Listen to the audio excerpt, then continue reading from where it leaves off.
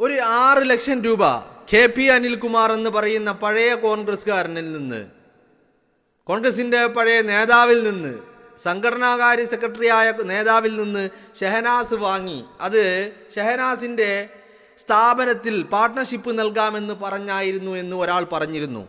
ആ പറഞ്ഞതിൽ ചില പിഴവുകളുണ്ട്, തെറ്റുണ്ട്. എന്താണ് ആ കാര്യം? 6 ലക്ഷം വാങ്ങി എന്നുള്ളത് ശരി തന്നെയാണ്, 6 ലക്ഷം കൊടുത്തു എന്ന് പറയുന്നതും ശരി തന്നെയാണ്. പിന്നെ എന്താണ് അവിടെ തെറ്റെന്ന് പറയുന്നത്? അവിടെ വാസ്തവവിരുദ്ധമായ കാര്യമെന്ന് പറയുന്നത് ഈ പറയുന്ന തൻ്റെ സ്ഥാപനത്തിൽ പാർട്ട്ണർഷിപ്പ് നൽകാമെന്ന് പറഞ്ഞല്ല വാങ്ങിയിരിക്കുന്നത്. അത് ഒരു പ്രതിഫലമാണ്. 6 ലക്ഷം എന്ന് പറയുന്നത് അതൊരു തുകയാ, ഒരു കൂലിയായിരുന്നു. അത് കൃത്യമായിട്ടുള്ള കൂലി. അതാണ് ഷെഹനാസ് വാങ്ങിയിരിക്കുന്നത്. എന്തിനുള്ളത് എന്ന് മാത്രം നിങ്ങൾ എന്നോട് ചോദിക്കരുത്. മനസ്സിലായില്ലേ?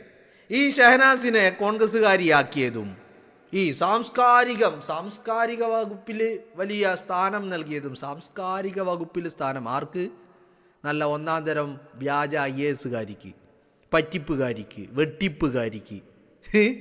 ബാക്കിയുള്ളവരുടെ കൃതികൾ അടിച്ചു മാറ്റി തൻ്റെ പേരിൽ പുസ്തകമിറക്കുന്ന ഷെഹനാസിന് സാംസ്കാരിക വകുപ്പിൽ അതിൻ്റെ ചുമതല നൽകിയത് ആരാ? KP അനിൽകുമാർ. എന്താണ് ഈ KP അനിൽകുമാറും ഷെഹനാസും തമ്മിലുള്ള ബന്ധം? അത് കുറേ കാലങ്ങൾക്ക് മുന്നേയുള്ള ബന്ധമാണ്. ആ ബന്ധമാണ് ഈ പാർട്ടിയുടെ സാംസ്കാരിക വകുപ്പിൻ്റെ ചുമതലയിലുള്ള നേതാവായിട്ട് ഷെഹനാസിനെ മാറ്റിയത്. ഈ ബന്ധമാണ്. ആ ബന്ധത്തിനുള്ള കൂലിയാണ്, പല രീതിയിലുള്ള ബന്ധമാണ്. മനസ്സിലായില്ലേ? 2021 നിയമസഭാ തെരഞ്ഞെടുപ്പിൽ സ്ഥാനാർത്ഥിയാക്കാത്തതിൽ മനംനൊന്ത് പാർട്ടി വിട്ട് മറുകണ്ഠം ചാടിയ KP അനിൽകുമാറിന് വേണ്ടിയിട്ട് ഈ സാംസ്കാരിക കേന്ദ്രത്തിൽ ഇരുന്നു കൊണ്ട് പണിയെടുക്കുകയായിരുന്നു ആര്? MA ഷെഹനാസ് എന്ന് പറയുന്ന ആള്. അതിനുള്ള കൂലിയാണ് ഈ 6 ലക്ഷം രൂപ എന്ന് പറയുന്നത്. എന്ന് പറഞ്ഞാൽ ഒരു ഒറ്റുകാരത്തിയുടെ റോളായിരുന്നു അന്ന് KP അനിൽകുമാർ പാർട്ടിയിൽ നിന്ന് ഇറങ്ങിപ്പോകുമ്പോൾ ഷെഹനാസിൻ്റെ കയ്യിൽ ഭദ്രമായി ഏൽപ്പിച്ചത്. എന്ന് പറഞ്ഞാൽ ഇവിടെ നടക്കുന്ന കാര്യങ്ങളൊക്കെ പെൻഡ്രൈവിലാക്കി അവിടെ എത്തിക്കണം. സംഘടനയുടെ കാര്യങ്ങൾ, സംഘടനയുടെ ഡാറ്റകൾ, പ്രസ്ഥാനത്തിൻ്റെ ഡാറ്റകൾ, അതൊക്കെ വളരെ കൃത്യമായി പെൻഡ്രൈവിലാക്കിയിട്ട് അവിടെ എത്തിക്കണം. ഇതായിരുന്നു ഷെഹനാസിൻ്റെ ചുമതല. ആ ഷെഹനാസിനെയാണ് ആ കാര്യം അങ്ങനെ വെടിപ്പായി ചെയ്തുകൊണ്ടിരിക്കുന്ന ഘട്ടത്തിലാണ് 2023 രാഹുൽ മാങ്കൂട്ടത്തിൽ യൂത്ത് കോൺഗ്രസിൻ്റെ സംസ്ഥാന അധ്യക്ഷനായിട്ട് വരുന്നത്. അതോടുകൂടി ഷെഹനാസിനെ ആ ചുമതലയിൽ നിന്ന് ചവിട്ടി താഴെ ഇറക്കി. അന്ന് ഈ ഷെഹനാസ് മനസ്സിൽ ഉറപ്പിച്ചതാണ്, എന്ത്? നിനക്കൊരു പണി ഞാൻ വെച്ചിട്ടുണ്ടടാ എന്ന്. ആ പണിയാണ് ഷെഹനാസ് നിരന്തരമായിട്ട് രാഹുൽ മാങ്കൂട്ടത്തിനോടൊപ്പം എന്നുള്ള പ്രതീതി ഉണ്ടാക്കിക്കൊണ്ട് രാഹുലിൻ്റെ വലിയ സുഹൃത്താണെന്നുള്ള രീതിയിൽ ഉപദേശങ്ങളും നിർദ്ദേശങ്ങളും ആശംസകളും അഭിവാദ്യങ്ങളും ആഹ്ലാദങ്ങളും സന്തോഷങ്ങളും ഒക്കെ പങ്കുവെച്ച് കൂടെ നിന്ന് പിന്നിൽ നിന്ന് കുത്തുകയായിരുന്നു ഷെഹനാസ് എന്ന് പറയുന്നത്. മനസ്സിലായില്ലേ? അതിന് ഏറ്റവും കൂടുതൽ ഷെഹനാസിന് സഹായകരമായത് ഏറ്റവും ഒടുവിലായിക്കൊണ്ട് ഈ പറയുന്ന പാലക്കാട് ഉപതെരഞ്ഞെടുപ്പിൽ രാഹുൽ മാങ്കൂട്ടത്തിനോട് 8 നിലയിൽ പൊട്ടിയ P സരിൻ എന്ന് പറയുന്ന വ്യക്തി കൂടിയാണ്. അയാൾ മാത്രമാണോ എന്ന് ചോദിച്ചാലല്ല, അയാളുടെ പാർട്ട്ണറായിട്ടുള്ള, അയാളുടെ ഭാര്യയായിട്ടുള്ള സൗമ്യ സരിനും ഇതിൻ്റെ ഭാഗമാണ്. ഈ പറയുന്ന ഗൂഢാലോചനകളാണ് ഇപ്പം നമ്മുടെ മുന്നിലേക്ക് പുറത്തു വന്നുകൊണ്ടേയിരിക്കുന്നത്. ഓരോ സെക്കൻഡിലും ഓരോ കാര്യങ്ങൾ പുറത്തു വന്നുകൊണ്ടേയിരിക്കുക. അതുകൊണ്ട് തന്നെയാണ് ഇവരൊക്കെ പലരും വിലക്കെടുത്ത നാവുകളാണ്, പലരുടെയും കാശിന് വിൽക്കപ്പെട്ട നാവുകളാണ് ഇവരുടേത് എന്നുള്ളതാണ്.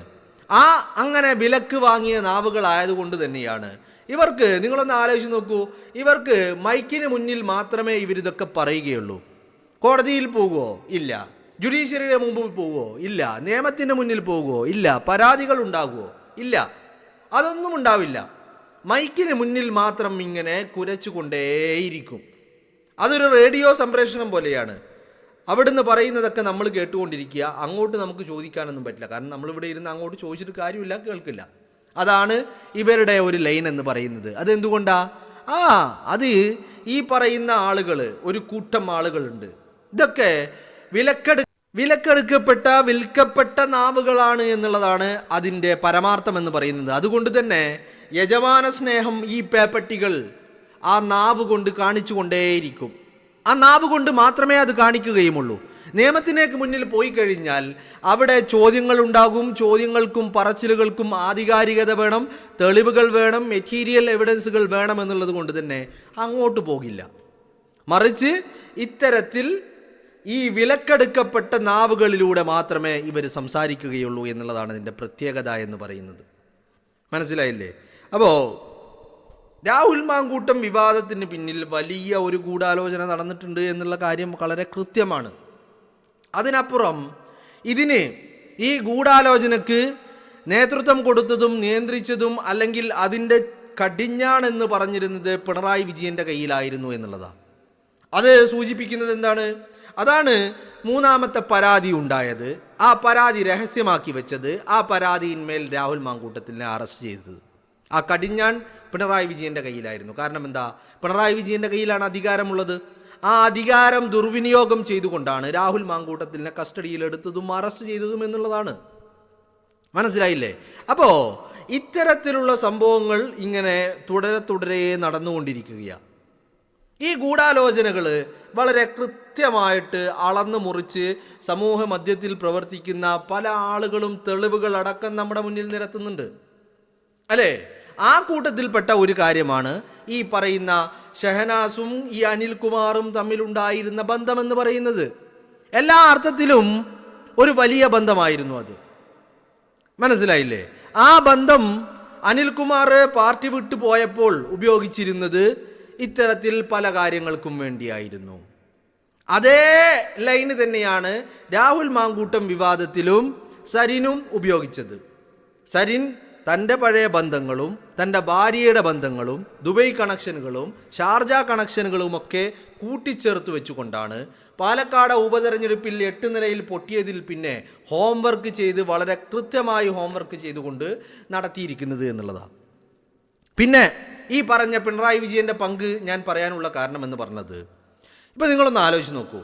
രാഹുൽ മാങ്കൂട്ടത്തിനെതിരെ 2025 ഓഗസ്റ്റ് 20 ഈ പറയുന്ന ആരോപണങ്ങളൊക്കെ ഉണ്ടാകുന്നു, അല്ലേ?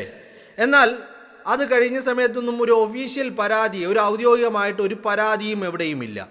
നിയമത്തിന് മുന്നിൽ ഒരു പരാതിയില്ല. എന്നാൽ രാഹുൽ മാങ്കൂട്ടത്തിനെതിരെ 2025 ഡിസംബർ 4 പരാതി വരുന്നു എന്ന് പറഞ്ഞാൽ തദ്ദേശ തെരഞ്ഞെടുപ്പിൻ്റെ തൊട്ടു മുൻപ്.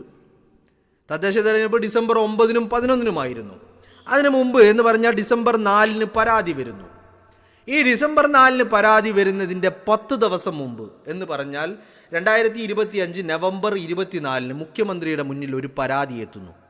എന്തായിരുന്നു ആ പരാതിയിൽ? പീഡനമായിരുന്നു, ക്രൂരതയായിരുന്നു, ഒരു സ്ത്രീക്ക് നേരെ നടന്ന അതിക്രൂരമായ അക്രമമായിരുന്നു ആ പരാതിയിൽ പ്രതിപാദിച്ചിരുന്ന കാര്യം. ആ പരാതിയിൽ കുറ്റാരോപിതൻ എന്ന് പറയുന്നത് PT കുഞ്ഞിമുഹമ്മദ് ആയിരുന്നു. രാഹുൽ മാങ്കൂട്ടം വിവാദം ഇങ്ങനെ ഉയർന്ന് കത്തി നിൽക്കുമ്പോൾ സ്ത്രീ സംരക്ഷണത്തിൻ്റെ അപ്പോലസ്തരന്മാരായിട്ട് സമൂഹത്തിൽ ഇങ്ങനെ അവകാശവാദവുമായിട്ട് എത്തിയ ആളുകൾ, സ്ത്രീ സംരക്ഷകരായിട്ട് സമൂഹത്തിൽ പ്രത്യക്ഷപ്പെട്ട ആളുകൾ, സ്ത്രീ സംരക്ഷണമാണ് ഈ സർക്കാരിൻ്റെ മുഖമുദ്ര എന്ന് ആവർത്തിച്ച് പറഞ്ഞ ആളുകൾ, അവരുടെ കയ്യിലാണ് ഈ പറയുന്ന PT കുഞ്ഞുമുഹമ്മദിനെതിരെയുള്ള പരാതി വന്നത്. എന്നിട്ട് അവരെന്താ ചെയ്തേ? PT കുഞ്ഞുമുഹമ്മദിനെ അറസ്റ്റ് ചെയ്തോ? ഇല്ല. FIR രജിസ്റ്റർ ചെയ്തോ? ഇല്ല.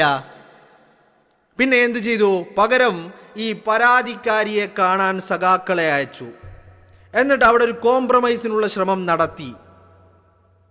മനസ്സിലായില്ലേ? ആ ആളുകൾ തന്നെയാണ് രാഹുൽ മാങ്കൂട്ടത്തിനെതിരെ പരാതി വന്നപ്പോൾ അയാളെ അറസ്റ്റ് ചെയ്യുവാൻ ഇറങ്ങി പുറപ്പെട്ട ആളുകൾ എന്ന് പറയുന്നത്.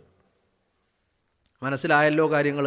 അപ്പോൾ ഇതാണ് ഈ പറയുന്ന ഗൂഢാലോചന എന്ന് പറയുന്നത്. വളരെ കൃത്യമാണല്ലോ കാര്യങ്ങൾ. അപ്പോൾ ഇവിടെ സ്ത്രീ സംരക്ഷണം എന്നൊന്നും ഉണ്ടായിരുന്നില്ല എന്നുള്ള കാര്യം വളരെ കൃത്യമാണല്ലോ. അതിനപ്പുറം വ്യഭിചാരവും അവിഹിതവും പീഡനമാക്കി മാറ്റിയതാണെന്ന് ഏതൊരു പരാതി കണ്ട വ്യക്തിക്കും തോന്നുന്ന കാര്യങ്ങൾ, ആ കാര്യത്തിൽ എന്തിനു വേണ്ടി എന്ന് പറഞ്ഞാൽ ഒരു വ്യാജ പരാതിയുടെ അടിസ്ഥാനത്തിൽ രാഹുൽ മാങ്കൂട്ടത്തിനെ എന്തിനു വേണ്ടി അറസ്റ്റ് ചെയ്തു എന്നുള്ളതാണ്. അപ്പം ഞാൻ പറഞ്ഞു വന്നത്, ഈ ഗൂഢാലോചനയിൽ വലിയ ഒരു സംഘത്തിൻ്റെ കളികൾ ഇതിന് പിന്നിലുണ്ട് എന്നുള്ളതാണ്. അതിൽ പ്രധാനപ്പെട്ട പെട്ട ആളാണ് ഈ പറയുന്ന ഷഹനാസ് എന്ന് പറയുന്ന വ്യക്തി. അപ്പോൾ ഷഹനാസിൻ്റെ പ്രവൃത്തികൾ നമ്മളിവിടെ തുറന്നു കാണിക്കുന്നത് എന്തിനാണെന്ന് വെച്ചാൽ, ഷഹനാസ് ഈ ഗൂഢാലോചനയുടെ ഭാഗമായത് എങ്ങനെയൊക്കെയാണ് എന്നുള്ളതിൻ്റെ തെളിവുകൾ നിങ്ങൾക്ക് മുന്നിൽ അവതരിപ്പിക്കാൻ വേണ്ടിയിട്ടാണ്. ആ കൂട്ടത്തിൽ പെടുന്നതാണ് ഷഹനാസിൻ്റെ ഈ പണത്തോടുള്ള ആർത്തി. ഈ പണത്തിന് വേണ്ടി ഷഹനാസ് എന്തും ചെയ്യുമെന്ന് അവസ്ഥയിലേക്ക് തരം താഴ്ന്നതിൻ്റെ കാര്യവും അത് തന്നെയാണ്.